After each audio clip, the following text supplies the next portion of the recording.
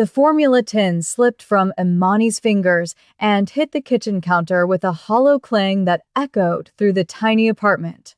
She picked it up, shook it again. Still empty. She turned it upside down over her palm, waiting for a miracle that wouldn't come. Nothing. Rain hammered against the single window. Cold February rain that made the broken radiator feel even worse. Imani's breath came out in small clouds. She'd wrapped Malik in 3 blankets. It wasn't enough. From the second-hand crib in the corner, her 7-month-old son made a sound. Not a cry. Something weaker. That tiny whimper that made her chest hurt because she knew what it meant. He was hungry. She walked to the crib, looked down at him. His eyes were open. Dark eyes that looked too big in his small face. He stared up at her, trusting, waiting for her to fix this. "I know, baby," she whispered. "Mama's gonna figure something out." But what? She'd already checked every cabinet, every shelf, every corner of this apartment. The formula was gone. The food was gone. Everything was gone. Her phone buzzed on the mattress. She didn't want to look. Already knew what it would say. She picked it up anyway. Final notice. Power will be disconnected in 48 hours. Pay immediately or service ends. Another buzz. Eviction warning. Rent payment required within 72 hours or legal proceedings begin. Imani sat down hard on the edge of the mattress. The box spring squeaked. Everything in this place was falling apart. The walls. The furniture. Her life. Malik's whimper got louder. She grabbed her wallet from the counter. Unzipped it even though she already knew. $3.64. She'd counted it 5 times this morning. The quarters were from doing laundry 2 weeks ago. The dollar bills were tips from her shift. Not enough to buy formula. Not enough to buy anything that mattered. She picked up her phone again. Scrolled through her contacts. There weren't many left. Most people had stopped calling after she got fired. Friends disappeared when you couldn't afford to go out. When you couldn't split checks at restaurants. When every conversation turned into an apology for being broke. But there was one name. One person who'd helped before. Miss Delilah. The woman from the shelter on Monument Street. The one with kind eyes and a soft voice who'd given Imani a bag of groceries 3 months ago when things got really bad. She'd also given her a phone number and said, "If you ever need help, you call me. Don't be too proud to ask." Imani had been too proud. Until now. Her thumbs moved across the screen before she could stop herself. Before pride could get in the way of keeping her son alive. "Miss Delilah, I'm so sorry to bother you. I don't have formula for my baby. I just need $50 to get me through until Friday when I get paid. Please." She stared at the message. Read it 3 times. Hated every word. Hated that this was what her life had become. 25 years old and begging strangers for help. Malik's cry got weaker. More desperate. She hit send. The message disappeared. 3 dots appeared. Then vanished. Imani waited.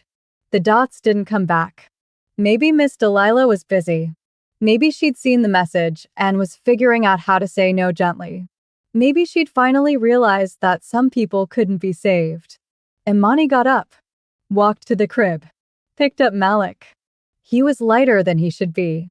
The doctor at the free clinic had mentioned that last month.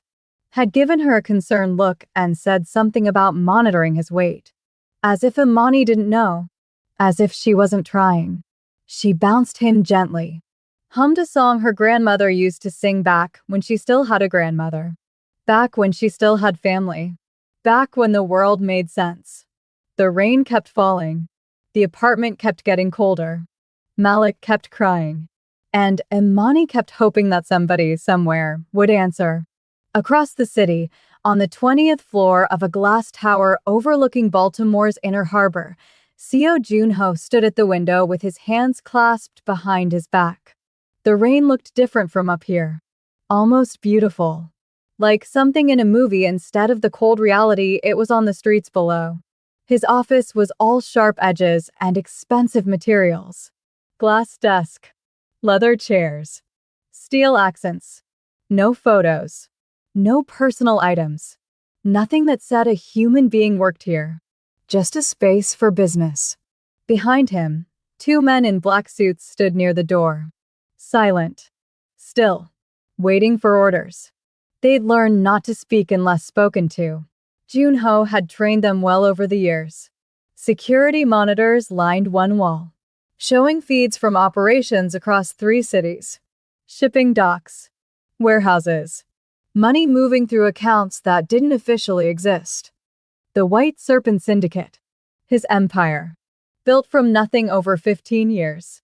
Shipping routes up and down the East Coast. Money laundering through legitimate businesses. Underground operations that the law couldn't touch because they operated in the spaces between legal and illegal. And Junho controlled all of it. His phone buzzed on the desk. He ignored it. Phones buzzed constantly in his line of work. Messages from operations. Reports from the field. Problems that needed solving. Money that needed moving. It buzzed again. Junho turned from the window. Walked to his desk. The leather soles of his shoes made no sound on the polished floor. He picked up the phone. Unknown number. He almost deleted it. Unknown numbers usually meant wrong numbers or scams. Neither was worth his time. But something made him open it. Miss Delilah, I'm so sorry to bother you.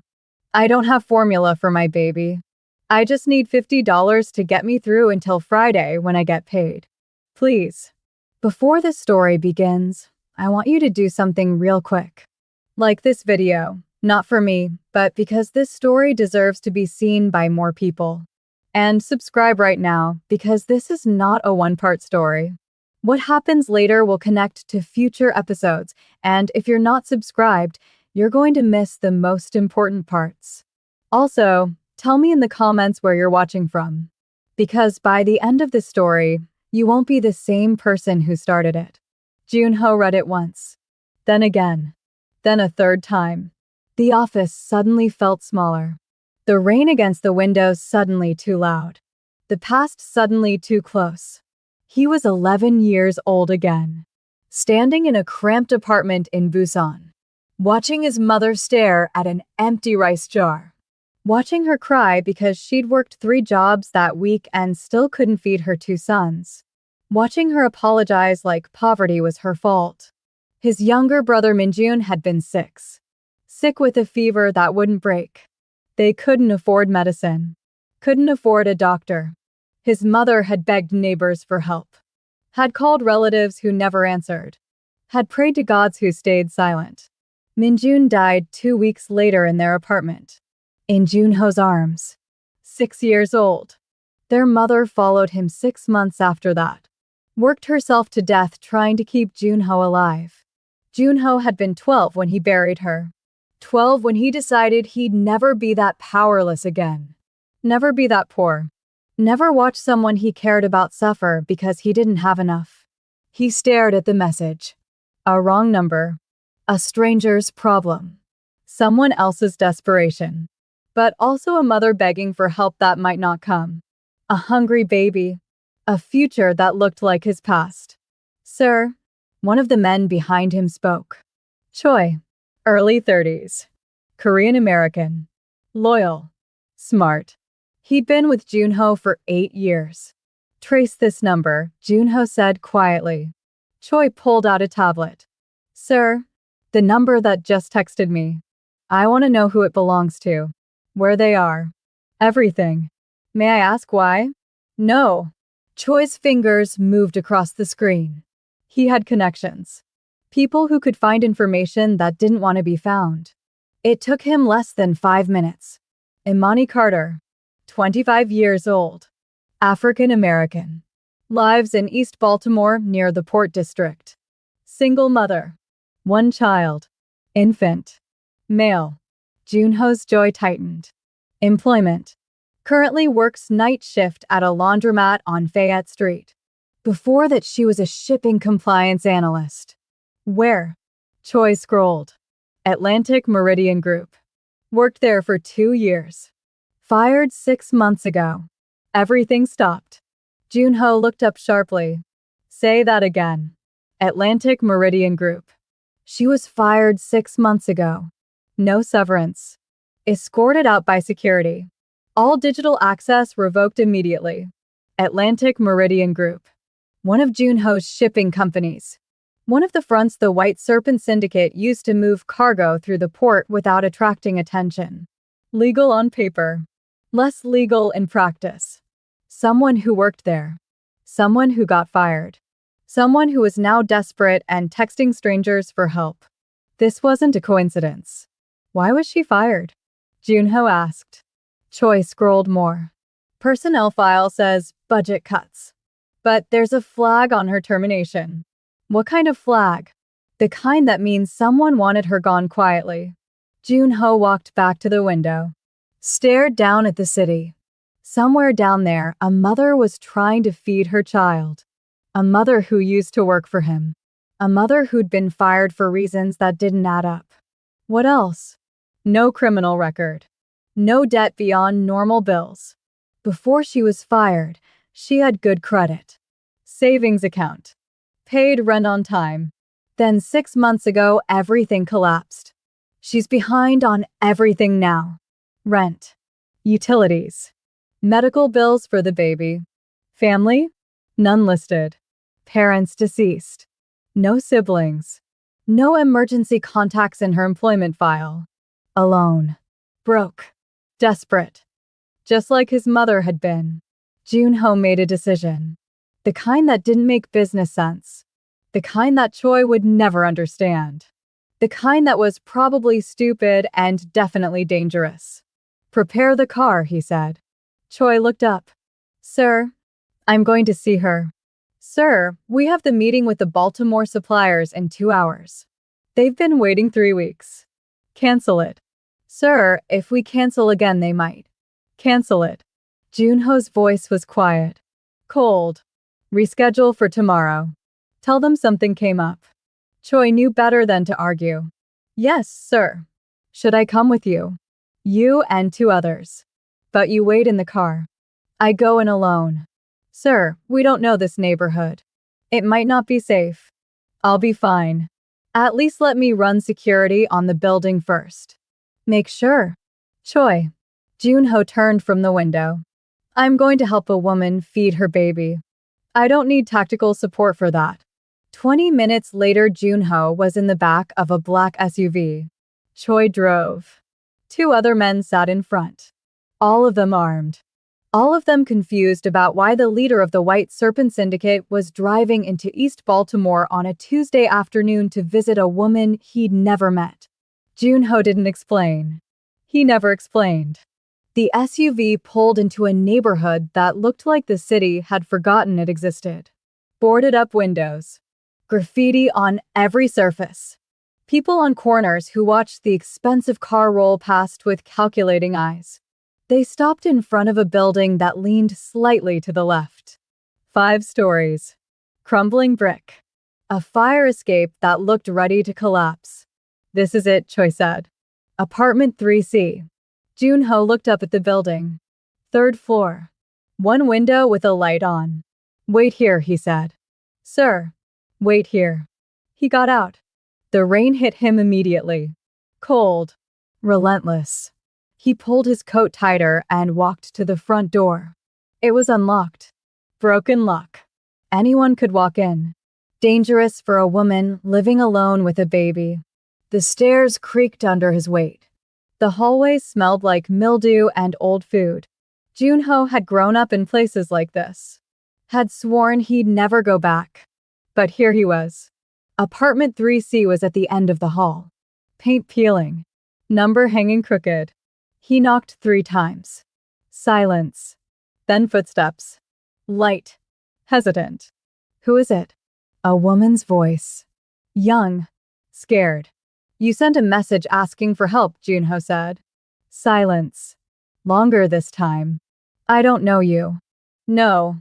But I got your message anyway. That was a wrong number. I'm sorry.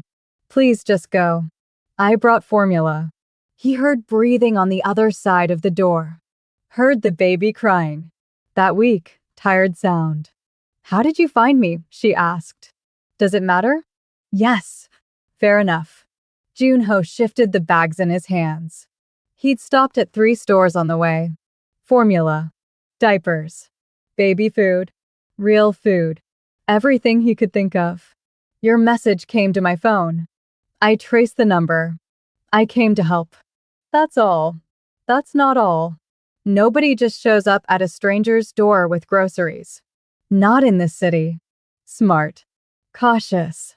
Good instincts. You're right, Junho said. Nobody does that.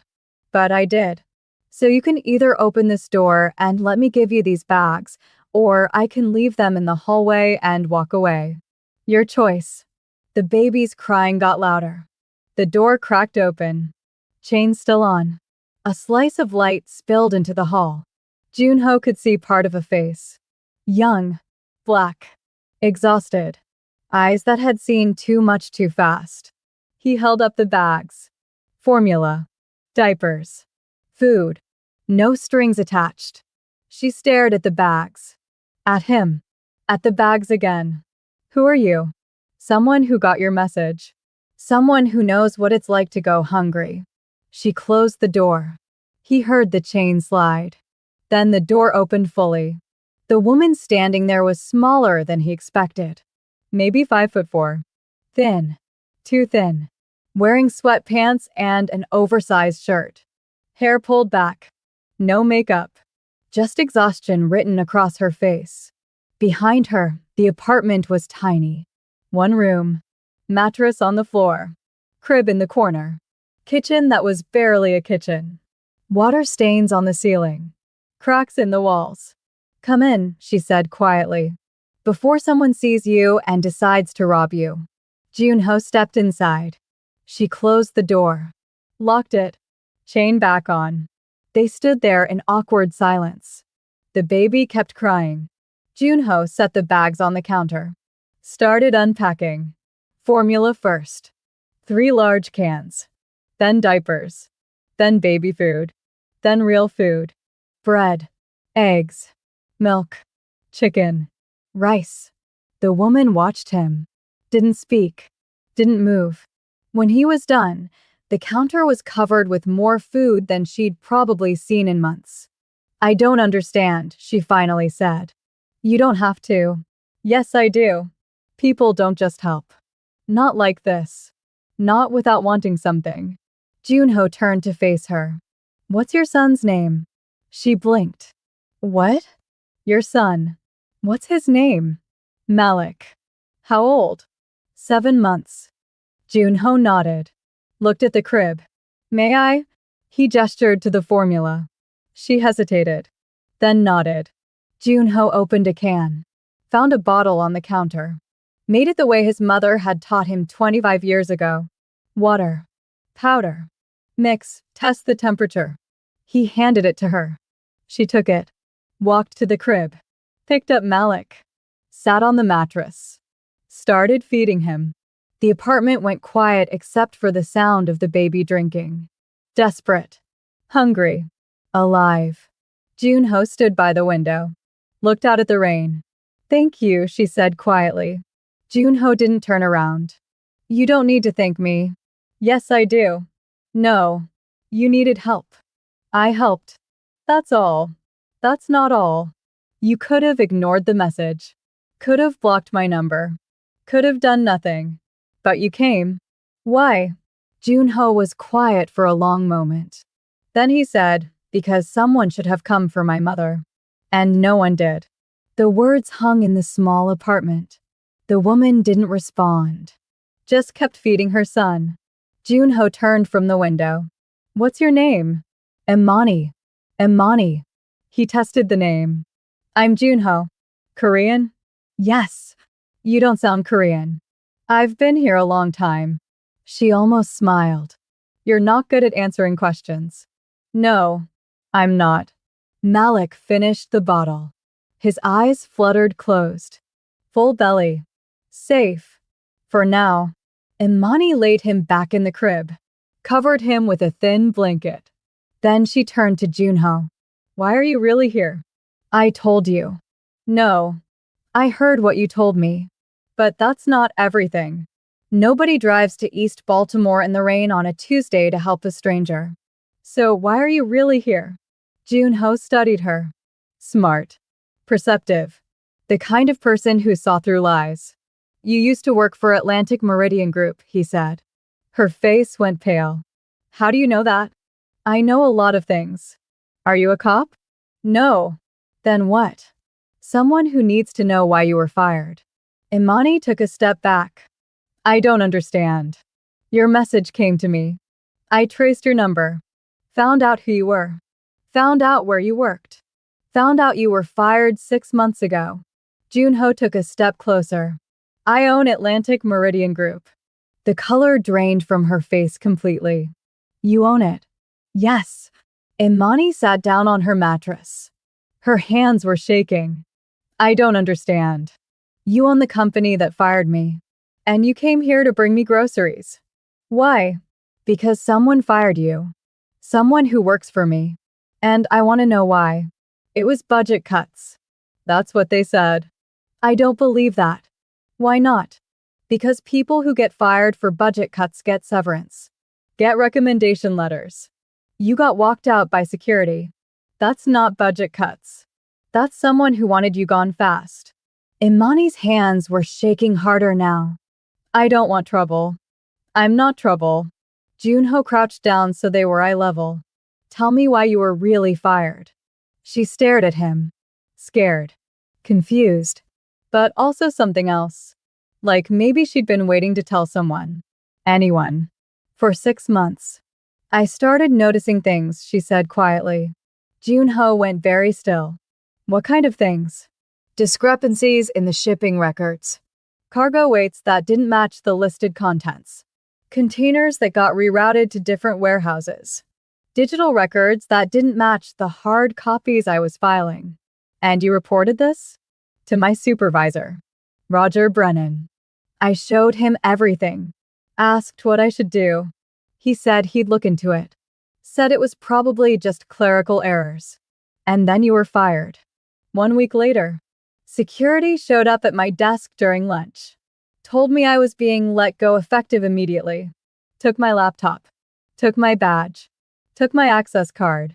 Walked me out in front of everyone. Her voice cracked. I didn't even get to say goodbye to anyone. Junho stood. Walked to the window. His mind was racing. Someone in his organization was moving cargo without authorization. Someone was altering records. Someone was using the White Serpent Syndicate's infrastructure for their own operations. And when Imani found out, they got rid of her. This supervisor, Roger Brennan. Where is he now? I don't know. I tried to contact him after I was fired. His number didn't work. His email bounced. His LinkedIn disappeared. It's like he just vanished. Junho pulled out his phone. Texted Choi. Find Roger Brennan. Former supervisor at Atlantic Meridian. Last employment 6 months ago. Location by morning. The response came back immediately. Yes, sir. Junho turned back to Imani. I need your help. With what? Finding out who's stealing from me. You saw the discrepancies. You know what to look for. I need you to help me trace them back to whoever's running this operation. I don't work for you anymore. I'm offering you a job. I don't want a job. I'm offering you $10,000. The number hung in the air. Imani's eyes went wide. 10,000. Yes. For what? For helping me find who's running illegal operations through my company. For using your knowledge of the shipping systems. For identifying the patterns you noticed. I'm not a detective. You're better. You already found the problem once. That's why they fired you. You were too good at your job. Imani stood up. Started pacing the tiny apartment. This is crazy. This is business. This is dangerous. Yes. I have a son. I know. I can't put him at risk. You won't. I'll protect both of you. How? You don't even know me. I don't have to know you to keep you safe. I just have to want to. Junho looked at her directly. And I want to. Imani stopped pacing. Why? Because someone should have protected my mother. And no one did. So now I protect people who can't protect themselves. That's not an answer. It's the only one I have. She looked at Malik sleeping in his crib. Looked at the food on the counter. Looked at her phone with its overdue notices. Looked at the eviction warning on the table. If I do this, you protect my son. No matter what happens. That's not negotiable. Done. And you pay me half up front. Junho almost smiled. Smart. Yes. And when this is over, you leave us alone. No strings. No obligations. No coming back. Agreed. Imani took a deep breath. Let it out slowly. Okay. I'll help you. Junho nodded. Pulled out his phone. Made a transfer. Check your account. Imani grabbed her phone. Opened her banking app. Stared at the screen. Her hands started shaking. $5,000 had just appeared. Oh my God. That's half. You get the rest when we find who's behind this. She couldn't stop staring at the number. More money than she'd ever had at one time. More money than she knew what to do with. When do we start? She asked. Tomorrow night. I'll send a car. 8 o'clock. Bring anything you remember about the discrepancies. Notes. Files. Anything. They took everything when they fired me. Then bring your memory. That's more valuable anyway. Junho walked to the door. Opened it. Paused. Imani? Yes. Don't tell anyone about this. Not friends. Not family. No one. I don't have friends or family. Something flickered in his eyes. Understanding. Recognition. Good. That makes this easier. He left. The door closed behind him. Imani stood in her tiny apartment, surrounded by food, with $5,000 in her account, and a deal with a man who was either saving her life or destroying it. She looked at Malik sleeping peacefully in his crib. I'm sorry, baby, she whispered. I'm so sorry. But sorry didn't change anything. Sorry didn't keep them safe. Sorry didn't pay the bills. She'd made her choice. Now she had to live with it. The next evening, Imani stood outside her building at exactly 8 o'clock. Mrs. Kim from apartment 2B was watching Malik. Imani had paid her $100, double the usual rate. Told her she had a job interview that might run late. Mrs. Kim hadn't asked questions. That was one of the things Imani liked about her. A black SUV pulled up. Tinted windows. Expensive. The kind of car that didn't belong in this neighborhood. The back door opened.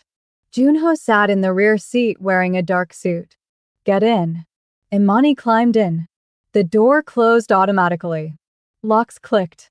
The interior smelled like leather and something expensive. Clean. New. Nothing like her life. Another man sat in the driver's seat. Korean. Early 30s. He didn't turn around. Didn't speak. This is Choi, Junho said. He works for me. You can trust him. The car started moving. Away from her neighborhood. Toward downtown. Toward the harbor. Toward a part of the city Imani had only ever seen from a distance. Where are we going? She asked. My office. We need to review the shipping records. See if we can identify the patterns you noticed. They drove in silence for a while. Imani watched the city change through the window. From poor to less poor to actually nice. Buildings that weren't falling apart. Streets that didn't have trash everywhere. People who looked like they had futures. Nervous? Junho asked. Should I be? No. Then why'd you ask? Because you look nervous. I am nervous. I'm in a car with a man I don't know, going to look at records for a company that fired me to help find criminals who might want me dead.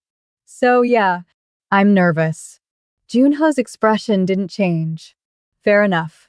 They arrived at a glass tower that Imani had never been inside. Security guards at the desk.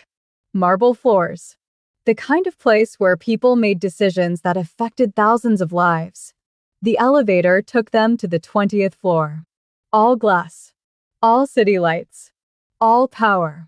Junho's office was exactly what she expected. Expensive. Clean. Impersonal. 3 monitors on a desk. Files stacked perfectly. Everything organized. Sit, he said, gesturing to a chair next to his desk. Imani sat. Junho sat beside her, close enough that she could smell his cologne, feel the heat from his body. He pulled up files on the monitors. Shipping records. Manifests. Container IDs. Numbers and codes that would mean nothing to most people. But not to Imani. She'd spent 2 years swimming in these numbers. Start with 6 months ago, Junho said. Right before you were fired. What did you notice first? Imani leaned forward, stared at the screen. The data was familiar. Like seeing an old friend. Or an old enemy. There, she said, pointing. Container KC 4471. Listed as construction equipment. Departing from Busan, Korea. Arriving in Baltimore. What's wrong with it? The weight. Construction equipment of that size should weigh at least 12 tons. This says 8.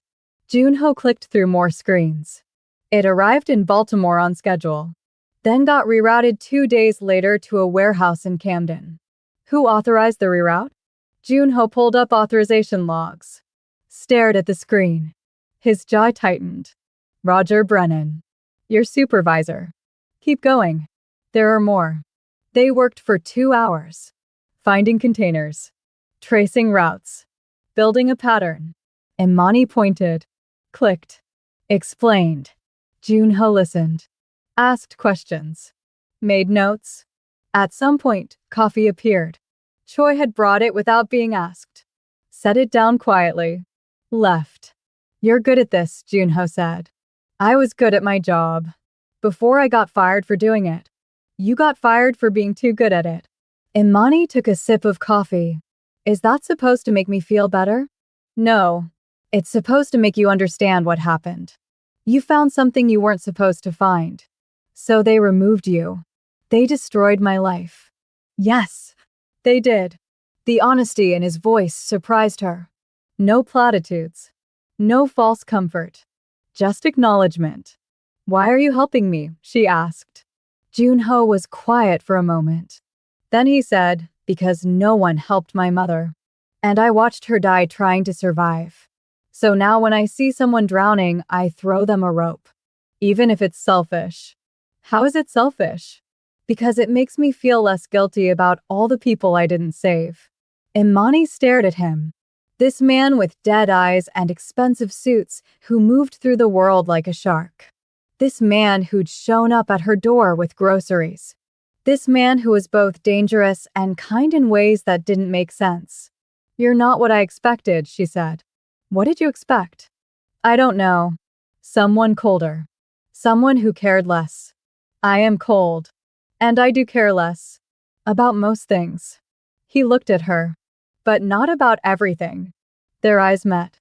Held. Something passed between them. Something unspoken. Something dangerous. Junho looked away first. Let's keep working. They found 12 containers over 3 months. All underweight. All rerouted. All authorized by Roger Brennan. But there was something else.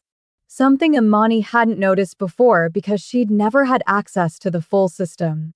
Look at this, she said, pointing at a secondary signature buried in the digital logs. Every reroute has 2 authorizations. Roger's is the first. But there's a second one. See it? Junho leaned closer. So close their shoulders touched. Marcus Vane, he said. The name came out cold. Hard. Who's that? Imani asked. Junho didn't answer for a moment. Just stared at the name on the screen. My partner, he finally said. My American partner. He runs East Coast operations for the White Serpent Syndicate. Imani turned to look at him. Your partner is stealing from you? It appears so. What are you going to do? Junho pulled out his phone. Made a call. Spoke in Korean. Fast. Angry. Words that sounded like threats even though Imani couldn't understand them. He hung up, looked at her. We need to find Roger Brennan. Why? Because he's the key to proving Marcus is behind this. And because I need to know exactly what they've been moving through my company. It was after midnight when they finished. Junho drove Imani home himself. Choi had left hours ago with the other men. The car was quiet. Just the sound of rain on the windshield. The city sliding past outside. Thank you, Imani said. For tonight. For helping me understand what happened. You don't need to thank me. Yes, I do. 6 months ago, my whole life fell apart, and I didn't know why. Now I do. That matters. Junho pulled up outside her building. Put the car in park. Didn't look at her. Be careful, Imani. Of what? Of this. Of me. Of what we're doing. Once you're in this world, it's hard to get out. I'm already in it. The moment they fired me, I was in it. No. You were adjacent to it. Now you're helping me. That's different. That's dangerous. Imani opened the door. Stopped. Looked back. Are you trying to scare me? I'm trying to be honest. Then here's my honesty. I have nothing left to lose. My life was already destroyed. So if helping you means I get answers, get justice, get paid, then I'll take that risk. Junho finally looked at her. You have Malik. That's not nothing. That's exactly why I'm doing this. So he has a future. So he doesn't grow up the way I did. So he has more than I ever had. She got out. Closed the door. Walked into her building without looking back. Junho sat in the car. Watched her disappear. Then he pulled away. And tried not to think about how much he wanted to follow her. Over the next week, Imani came to Junho's office every night. They worked late. Traced patterns. Built evidence. And somewhere between the spreadsheets and the coffee cups, something shifted. It started small. Junho's hand brushing hers when he passed her documents. Imani's laugh when he made a dry observation about Marcus's sloppiness. The way they'd sit closer each night. The way the silence between them became comfortable instead of awkward. One night, Imani fell asleep at the desk. Head down on her arms. Exhausted. Junho stood. Got his coat. Draped it over her shoulders. She stirred. Looked up. Eyes still half closed. What time is it? Late. You should go home. Can't. Too tired to move. Then sleep. Here. There's a couch in the next room. It's comfortable. Imani stood.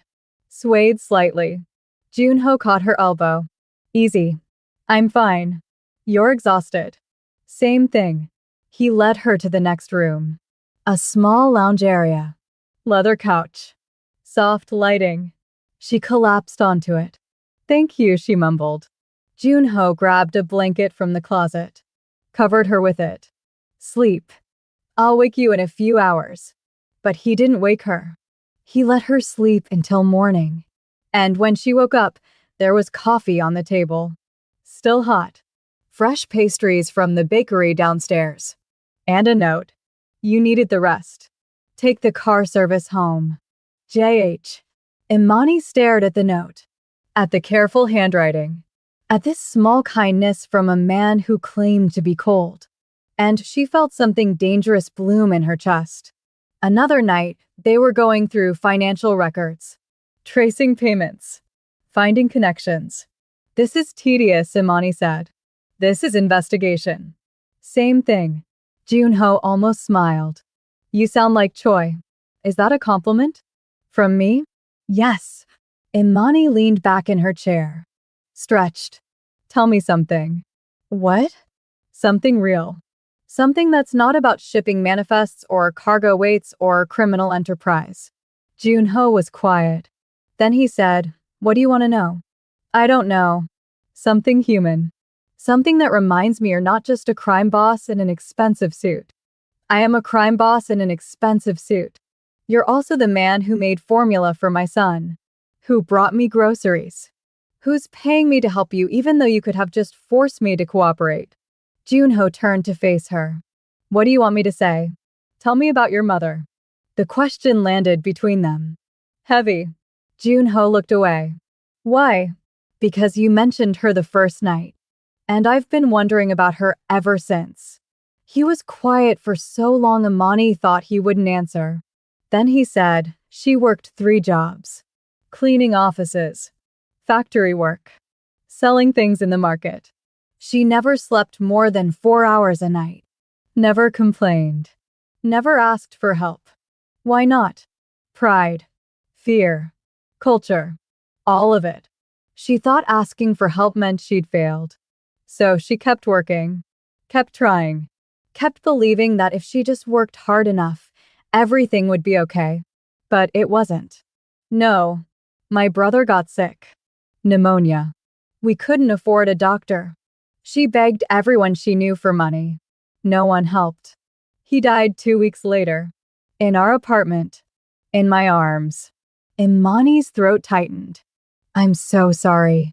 She followed him 6 months after that. Worked herself to death. Heart attack at 39. Right there in the factory. Collapsed at her station.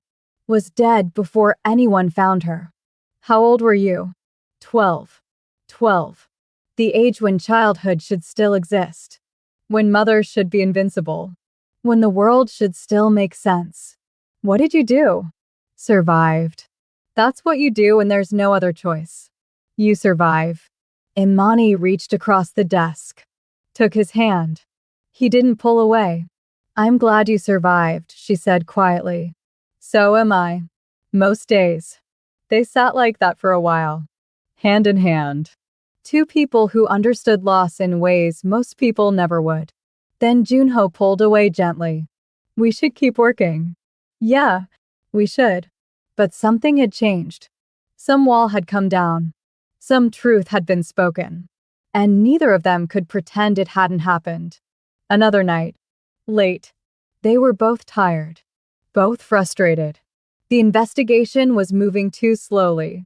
This is impossible, Imani said. We're never going to find enough evidence. Yes, we will. How can you be sure?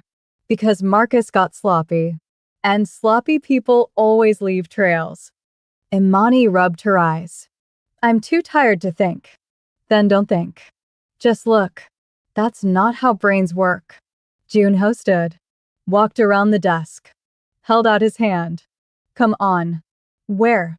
Roof. Fresh air. Clear your head. They took the elevator to the top floor. Then the stairs to the roof access. The city spread out below them. Lights everywhere. The harbor in the distance. The rain had stopped. The air was cold and clean. Better? Junho asked. Yeah, better. They stood at the edge, looking out at Baltimore. Do you ever regret it? Imani asked. Regret what? This life. This world. The choices you made to get here. Junho was quiet. Then he said every day. And never. It depends on when you ask me. I'm asking now. Then no. I don't regret it. Because this life kept me alive. Gave me power. Gave me control. Made sure I'd never be that powerless 12-year-old again. But sometimes I wonder what I could have been if I'd chosen differently. If I'd been someone else. Like what? I don't know. Someone normal. Someone who sleeps at night. Someone who doesn't have to check for enemies every time he enters a room. Imani looked at him. At his profile against the city lights. At the man who carried so much weight it should have crushed him. You're not as bad as you think you are, she said. You don't know what I've done. No. But I know what you're doing now. And that counts for something. Junho turned to face her. You're too kind, Imani. And you're too hard on yourself. One of us has to be realistic. And one of us has to have hope. They stared at each other. 6 inches apart. The world falling away. Junho reached out. Brushed a strand of hair from her face. You should go home. It's late. I know. But neither of them moved. Imani. Yeah. This is dangerous. I know. Not just the investigation. This. Us. Whatever this is becoming. I know that too. And you're still standing here. So are you. Junho's hand moved to her cheek. Gentle. Careful. Like she might break. I don't know how to do this, he said quietly. Do what? Care about someone. Let someone in. Be something other than what I am. Then don't be something other than what you are. Just be yourself. With me. Myself is dangerous. I'm not scared of you. You should be. But I'm not. Junho leaned closer. Close enough that she could feel his breath. Could see the war happening behind his eyes.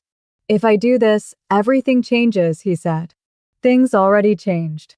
The moment you knocked on my door. The moment I said yes. We're already in this. Then God help us both. He kissed her. Soft. Tentative.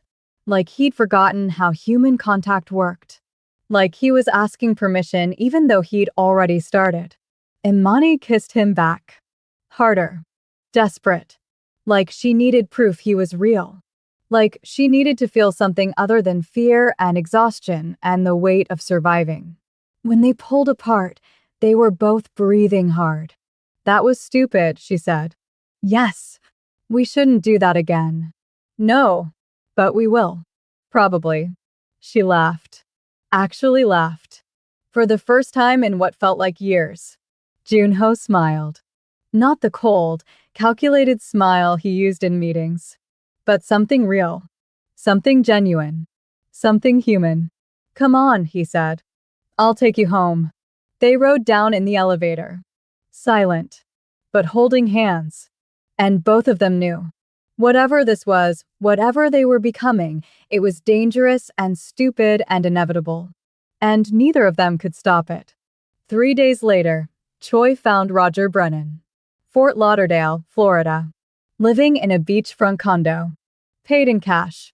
$300,000. Junho didn't waste time. He sent 2 men to bring Roger back to Baltimore. No police. No lawyers. No questions. Just muscle. Roger arrived at one of Junho's warehouses on a Friday night. Hands tied behind his back. Face bruised. Shirt torn. Terrified. Junho stood in front of him in the empty warehouse. Calm. Cold. Dangerous. 2 of his men flanked Roger. Choi stood off to the side. Watching. Waiting. Imani was there too. Junho had called her. Told her they'd found Roger. Asked if she wanted to be there when he talked. She'd said yes without hesitation. Now she stood in the shadows. Watching. Heart pounding. You're going to tell me everything, Junho said quietly. Roger shook his head. His whole body was shaking. I don't know anything. I swear. I don't know anything. Wrong answer.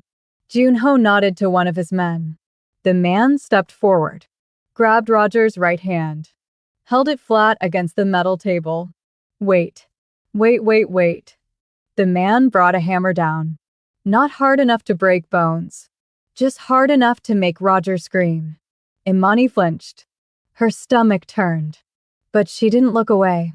This was what justice looked like in Junho's world. Let's try again, Junho said. His voice was still quiet. Still calm.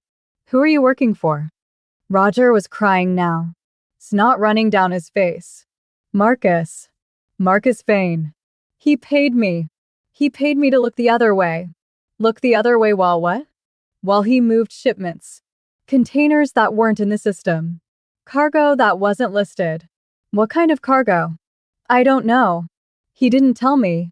Pills maybe. Drugs. I don't know. He just paid me to authorize the reroutes and keep my mouth shut. Junho crouched down. Eye level with Roger. And when Imani Carter started asking questions, Roger's eyes went wide. How do you answer the question? He told me to fire her. Said she was getting too close. Said if I didn't get rid of her, he'd get rid of me. Did he say anything else about her? No. I swear. He just said fire her and make it clean. So I did. I'm sorry. I'm so sorry. Junho stood. Looked at Imani. Do you want to ask him anything? Imani stepped out of the shadows. Walked closer. Stared at the man who'd destroyed her life. Roger looked at her. His eyes went even wider. Imani. Oh God. Imani, I'm so sorry. I didn't want to do it. He made me. He threatened me. I had no choice. Everyone has a choice, Imani said quietly. I'm sorry. I'm so sorry. Why did Marcus want the containers rerouted? I don't know. I swear. He never told me what was in them. Just said they were his operation and I needed to authorize the reroutes. Where were they going? Warehouses in Camden. 3 of them. That's all I know. Imani stared at him. This pathetic man. This coward. This person who'd taken the easy money and destroyed her in the process. I had a son, she said. 7 months old. I couldn't feed him because of what you did. I couldn't pay my rent. I almost lost everything. Because you were too scared to stand up to Marcus. I'm sorry. I'm so sorry. Your sorry doesn't change what happened. I know. I know. But please. Please understand. I was scared. He said he'd kill me if I didn't cooperate. What was I supposed to do? You were supposed to be brave. You were supposed to do the right thing. You were supposed to not destroy an innocent person's life to save your own skin. Roger was sobbing now. I'm sorry. I'm sorry. Imani turned away. I'm done with him. Junho nodded. Looked at Choi. Take him somewhere secure. Keep him alive. We'll need him to testify about Marcus. Testify. Roger's head snapped up. Testify where? To who? To me. To Marcus. To whoever needs to hear the truth. They dragged Roger away. Still crying. Still begging. Imani stood in the empty warehouse. Shaking. Junho walked over. Stood next to her. Didn't touch her. Just stood there. Are you okay? He asked. No. Do you want to leave? Yes. They walked to his car. Got in. Drove in silence. After a while, Imani said, Is that what you do? When people cross you? Yes. Does it get easier? No. It gets necessary. That's a terrible answer. It's an honest one. They pulled up outside her building. Imani didn't get out. Thank you, she said. For letting me be there. For letting me confront him. You deserve to see him face consequences. In your world. Yes. In my world. And if I want him to face consequences in the real world? In court. Junho was quiet. Then he said, we'd have to turn over evidence. Which would expose my operations. Which would put me in prison. Which would leave you unprotected from whoever else is involved in this. So no. The real world doesn't get to have Roger. My world keeps him. Imani nodded slowly. So this is justice in your world.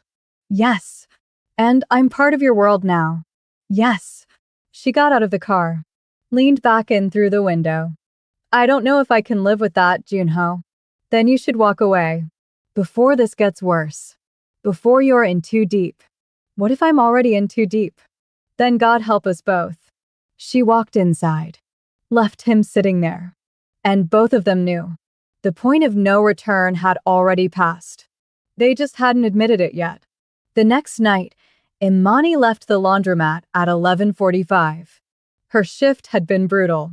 8 hours of folding other people's clothes. Of pretending she wasn't exhausted. Of pretending her life was normal. Malik was with Mrs. Kim. Imani had texted her an hour ago. Said she'd be home by midnight. The street was empty. Dark. The kind of dark that made you walk faster. Imani adjusted her purse. Kept her head down. Moved quickly. She'd walked this route 100 times. Knew every crack in the sidewalk. Every broken streetlight. Every shadow. She was 2 blocks from her building when the car pulled up. Black SUV. Expensive. Not Junho's. She'd learned to recognize his. The doors opened. 2 men got out. Imani's heart started racing. She kept walking. Faster now. Imani Carter? She didn't respond. Didn't look back. Just walked. Footsteps behind her. Getting closer. Imani Carter. We need to talk. She broke into a run. A hand grabbed her arm, pulled her back. Hard. She screamed. Tried to pull away. Shut up. The voice was cold. Dangerous. You should have stopped asking questions. Imani twisted. Fought. The man's grip tightened. The second man moved to her other side. Grabbed her other arm. They started dragging her toward the SUV. Imani kicked. Screamed again. But the street was empty. No one to hear. No one to help. Get in the car. No. Get in the car or we hurt you right here. The first man reached for something on his belt. A gun. Imani's blood went cold. This was it. This was how it ended. In a dark street. Alone. Dragged into an SUV by men she didn't know. Because she'd asked questions. Because she'd helped Junho. Because she'd been stupid enough to think she could survive this world. The man raised the gun. Then headlights. Bright. Blinding. Another car pulled up. Fast. Screeching to a stop. Doors opened. Men poured out. Junho's men. Choi in front. Let her go. The two men froze. This doesn't concern you, the first man said. Everything concerning her concerns us. Back off or this gets messy. Choi pulled his gun. The men behind him did the same. 6 guns aimed at 2 men. It's already messy. Now let her go. The first man looked at the second. Some silent communication. Then they dropped Imani's arms. Backed toward their SUV. This isn't over, the first man said. Yes, it is. They got in their car. Pulled away. Disappeared into the night.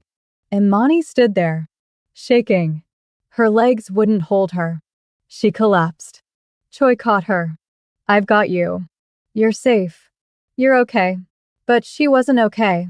She was terrified. She was shaking so hard her teeth were chattering.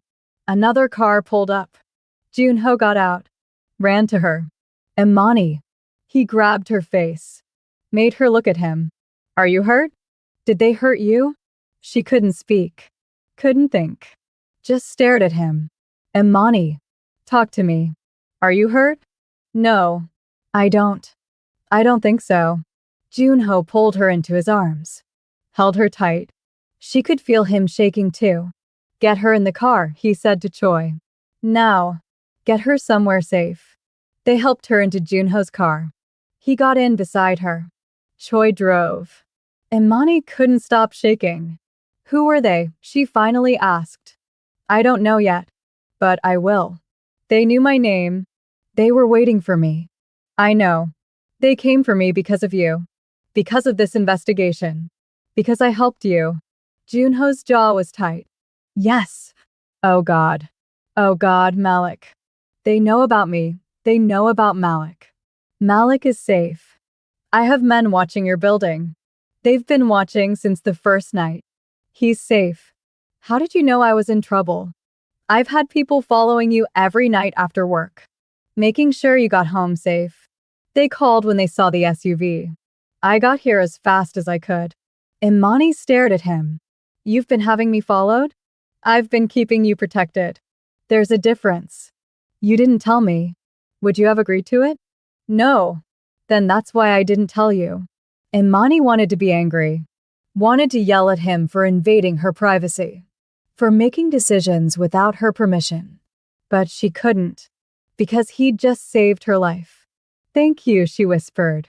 Junho pulled her closer. Don't thank me. This is my fault. They came for you because of me. Because I got you involved. Because I put you in danger. I chose to get involved. You didn't know what it would cost. I'm learning. They drove to a different safe house. Not the one in Virginia. Somewhere closer. An apartment in a secure building downtown. Junho got out first. Checked the area. Then helped Imani inside. The apartment was nice. Clean. Anonymous. The kind of place where people disappeared. You'll stay here tonight, Junho said. I'm bringing Malik here too. And Mrs. Kim if she wants to come. No arguments. Okay. I'm doubling security. No one gets in or out without my knowing about it. Okay. And tomorrow, we're going to find out who those men were and who sent them. Okay. Junho stopped. Looked at her. Really looked at her. Are you going to be okay? Imani sat down on the couch. Put her head in her hands. I don't know. Ask me tomorrow. Junho sat down next to her. Pulled her into his arms again. I'm sorry, he said quietly. I'm so sorry. I should have protected you better. Should have seen this coming. Should have. Should have what? Let me starve? Let Malik go hungry? This isn't your fault. Yes, it is. You were safe before I showed up. Hungry, but safe. Now you're fed, but hunted. So which is better? Starving or running? Neither. Both. I don't know anymore. They sat there in silence, holding each other. Two people caught in something bigger than either of them had anticipated. What happens now? Imani asked. Now we find out who wants you dead. And we make sure they can't try again. And how do we do that? Junho's expression went cold. Hard. Dangerous. We confront Marcus. Tomorrow night. And we make him tell us everything. The next evening, everything was in place. Malik was safe. Mrs. Kim was with him at the apartment. Guards everywhere. Imani was safe too. Or as safe as she could be. She'd insisted on coming to the confrontation. Junho had argued. But she'd been adamant. This started because of me. I deserved to see it through. Now they stood outside a warehouse in Camden. The same warehouse where Marcus stored his shipments. Where the evidence was. Where the truth waited. Last chance to change your mind, Junho said. I'm not changing my mind. It could get violent. I know. You might see things you can't unsee. I already have. Junho nodded. Stay close to me. And if I tell you to run, you run. Understood. Understood. They walked inside. Junho's men spread out. 8 of them. All armed. All ready. The warehouse was large. Empty except for some crates and shipping containers. Harsh lights overhead. Concrete floors. The kind of place where bad things happened. At the far end, 3 figures waited. Marcus Vane. Tall. White. Expensive suit. Confident smile. 2 bodyguards flanking him. Junho, Marcus called out. His voice echoed. You brought your pet analyst. How sweet. Junho walked forward. Slowly. Imani stayed 2 steps behind him. We need to talk, Junho said. About what? About your side business. About the containers. About Roger Brennan. About everything you've been doing behind my back. Marcus's smile didn't fade. That's quite an accusation. It's not an accusation. It's fact. We have evidence. We have Roger's testimony. We have everything. Do you now? Marcus looked at Imani. She helped you find all that, didn't she? The little analyst who couldn't let things go. The woman who just had to keep asking questions. Junho's voice went cold. Leave her out of this. Why? She's part of it. She's the reason you found out. She's the reason we're standing here having this conversation. She did her job. That's all. And what a good job she did. Marcus started walking forward. His bodyguards followed, finding discrepancies, noticing patterns, reporting to her supervisor. She was very thorough, almost too thorough, which is why we had to get rid of her. You destroyed her life. We protected our operation. By firing an innocent woman, by leaving her to starve, by removing a threat, which is standard business practice. You'd do the same. No, I wouldn't. Really? The great Junho Seo wouldn't eliminate a threat? That's not what I've heard about you. They were 15 feet apart now. Close enough to see each other clearly. Far enough to draw weapons if needed. I want you to stop, Junho said quietly. Stop what? Stop moving shipments through my company. Stop using my routes. Stop threatening Imani. Stop all of it. Marcus laughed. Or what? Or I shut you down. Permanently. You can't touch me, Junho. I have protection. From who? From people much more powerful than you. Junho went very still.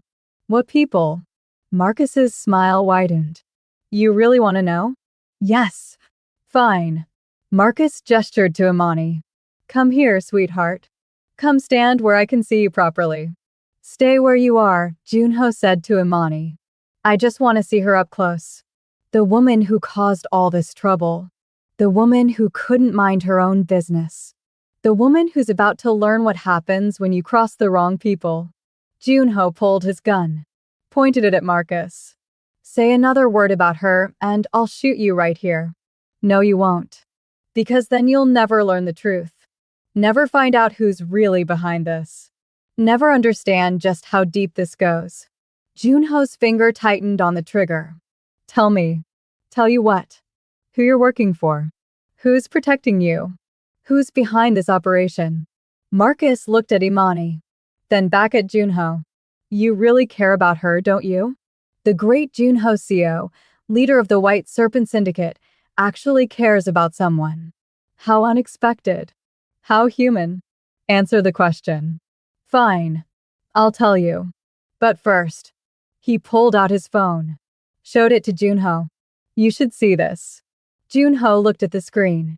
It was a photo of Imani's apartment building, of the entrance, of Mrs. Kim walking in with Malik in her arms. Taken today. Taken hours ago. We know where she lives, Marcus said. We know where her son sleeps. We know everything. So before you do something stupid, like shooting me, you should understand the consequences. Junho lowered his gun slightly.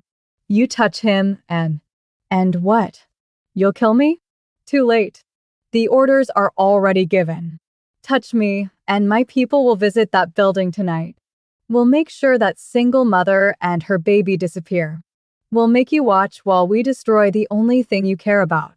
Imani stepped forward. Junho tried to stop her, but she pushed past him. You came after me last night, she said. Your men tried to drag me into a car. Tried to take me. Why? Marcus smiled. Because you're a witness. Because you know too much. Because you helped Junho identify our operations. And because we need you gone. Gone how? Dead? Eventually. But first, we wanted to use you as leverage. To make Junho cooperate. To make him see reason. Reason about what? About joining us. About accepting our partnership. About giving us what we want. Junho stepped forward. What partnership? Marcus's smile got wider. Colder. You think this is just me running some side operation? You think I could move millions of dollars in product without backing? Without protection? Without partners? Who are your partners? The biggest criminal organization on the East Coast. The people who control everything. The people who wanted me to show them what you've built. The people who want to take it. Junho's blood went cold. Say their name. The Covenant. The warehouse went silent. The Covenant. The name everyone in the criminal underworld knew. The name that meant power. Control. Inevitability. The organization no one could fight. No one could beat. No one could escape. You're working with the Covenant, Junho said quietly. Working for them.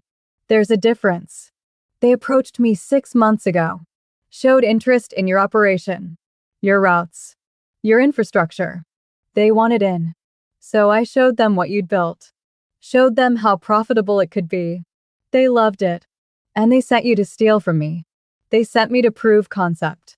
To show them your routes could be used for their product. To demonstrate that your organization could be useful to them. Without my permission. We didn't need your permission. We just needed your infrastructure. Junho raised his gun again. And now they want to meet with you. Want to offer you a partnership. 50-50 split. You keep running the White Serpent Syndicate. They provide protection. Resources. Everyone wins. And if I refuse?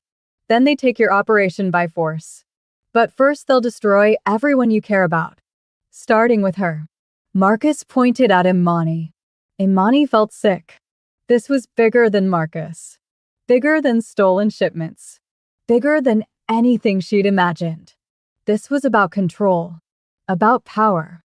About an organization that didn't take no for an answer. When? Junho asked. His voice was flat. Dead. When what? When do they want to meet? Tomorrow night. Georgetown. Private location. Come alone. Or don't come at all. Either way, the Covenant gets what it wants. The only question is whether you survive the process. Marcus turned to leave. His bodyguards followed.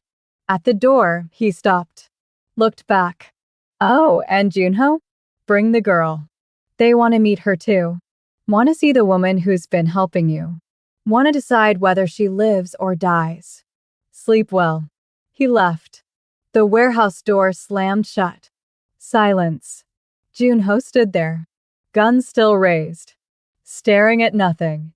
Imani walked to him, touched his arm. Junho? He didn't respond, didn't move, just stood there. Junho, talk to me. Finally, he lowered his gun, turned to look at her, and she saw something in his eyes she'd never seen before. Fear. We need to leave, he said. Now. They got in the car. Choi drove. Junho sat in back with Imani. Neither of them spoke. After a while, Imani said, What's the Covenant? The most powerful criminal organization in the country. Maybe the world. They control everything. Drugs. Weapons. Human trafficking. Money laundering. Politicians. Police. Judges. Everything. And they want your operation. Yes. What are you going to do? Junho was quiet. Then he said, I don't know. Can you fight them? No. Can you run from them? No. So what options do you have? Junho looked at her, and in his eyes she saw the truth. None. I have no options. No way out. No way to win. So you're just going to give up? I'm going to keep you alive. That's what I'm going to do. Whatever it takes. Whatever it costs. I'm going to make sure you and Malik survive this. And you? What about you? I'll do what I've always done. I'll survive. Or I won't. But either way, you'll be safe. They drove to the apartment. Malik was sleeping. Mrs. Kim was watching TV. Junho told her what had happened. Told her about the Covenant. Told her they needed to move. Again. Mrs. Kim just nodded. Where? Somewhere they'll never find us. All of us. You too, if you want to come. I'll come. Someone needs to watch the baby while you two figure this out. They packed. Again. Moved. Again. To another safe house. Deeper. More secure. That night, Imani couldn't sleep. She stood by the window, staring out at nothing. Junho found her there. Can't sleep. No. He stood next to her. Me neither. What happens tomorrow night? She asked. I meet with the Covenant. Hear their offer. Try to negotiate. And if you can't, then I accept their terms. And become their partner. And me? Junho was quiet. Then he said, That's what I wanted to talk to you about. He pulled out a folder. Handed it to her. Imani opened it. Inside were documents. New identities. New social security numbers. New birth certificates. What is this? Your way out. New names. New lives. For you and Malik. You can disappear. Start over. Somewhere they'll never find you. Without you. Yes. Without me. I don't want this. I know. But it's what I'm giving you. A choice. A chance. A future. And what about your future? I don't have one. Not anymore. The moment the Covenant took interest in me, my future ended. Now I just have survival. And the best way I can survive is by making sure you're safe. That Malik is safe. That you both have lives worth living. Imani closed the folder. Set it down. No. Imani. No. I'm not running. I'm not hiding. I'm not leaving you to face this alone. You don't have a choice. Yes, I do. And I'm choosing to stay. To fight. To help you find a way out of this. There is no way out. Then we make one. Imani. No. Listen to me. You came to my door when I had nothing. You helped me when no one else would. You protected me. You cared about me. You gave me hope when I had none. So I'm not leaving you. I'm not giving up. I'm staying. And we're going to fight this together. Junho stared at her. You're insane. Maybe. But I'm staying anyway. They'll kill you. They're going to try to kill me anyway. At least this way I go down fighting. Junho pulled her close. Held her. Breathed her in. Why? He whispered. Why would you risk everything for me? Because you did the same for me. And because. She pulled back. Looked at him. Because I care about you. More than I should. More than is smart. But I do. So I'm staying. Junho kissed her. Hard. Desperate. Like she was the only real thing in a world full of lies. When they pulled apart, he said, then we fight. Together. Even if we lose. Even if we lose. They stood there. Holding each other. Two people against an empire. Two people with no options and no way out. But at least they had each other. At least they weren't alone. The next night, they drove to Georgetown. To the restaurant. To the meeting that would decide their fates. Junho brought 6 men. Imani insisted on coming. He tried to talk her out of it. She'd refused. You said they want to meet me. So I'm coming. End of discussion. They arrived at 8. The restaurant was expensive. Private. The kind of place where powerful people made decisions. They were led to a back room. Soundproofed. No windows. 3 men waited inside. Americans. All in expensive suits. All radiating power.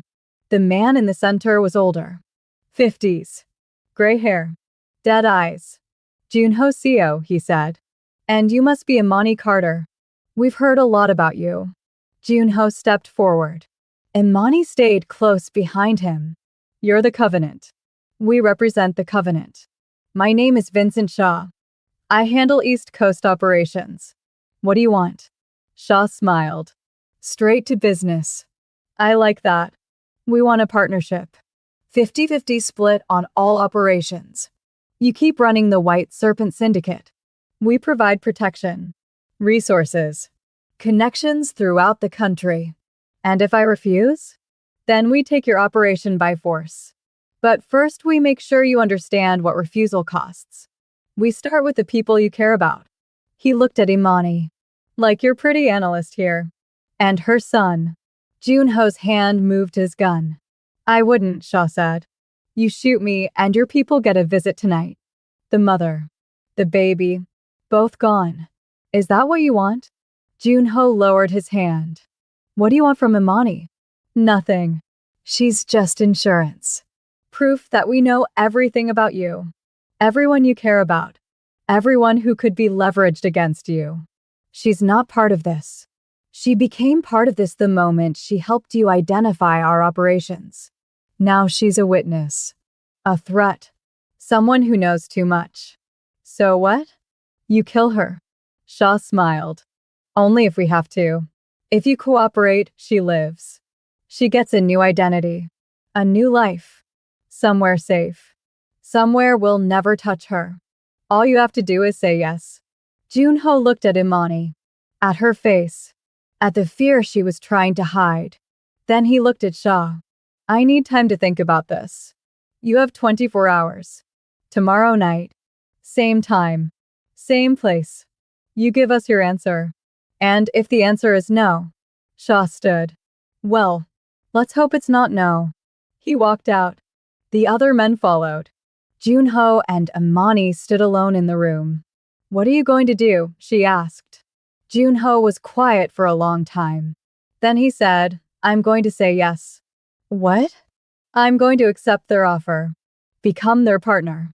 Give them what they want. Because it's the only way to keep you safe. No, we can fight them. We can. We can't. They're too big, too powerful, too connected. The only way to beat them is to join them. And that's what I'm going to do. And then what? You work for them forever? You become their puppet? You lose everything you built. Yes. All of that. But you live. Malik lives. And that's all that matters. Imani grabbed his face, made him look at her. That's not fair. That's not right. You can't sacrifice everything for me. I can. And I will.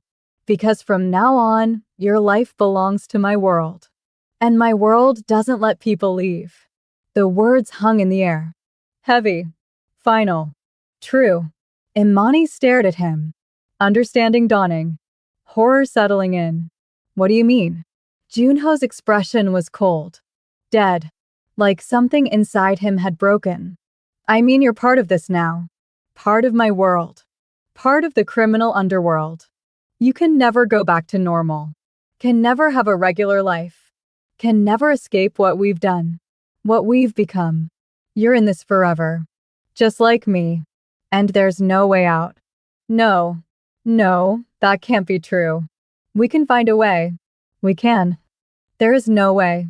Once the Covenant knows your name, knows your face, knows you exist, you're theirs. Forever. They'll always be watching. Always waiting. Always ready to use you against me. Or against anyone else who matters. You're trapped. Just like me. For the rest of your life. Tears ran down Imani's face. So that's it? That's my future? Running forever? Hiding forever? Never being safe? Yes.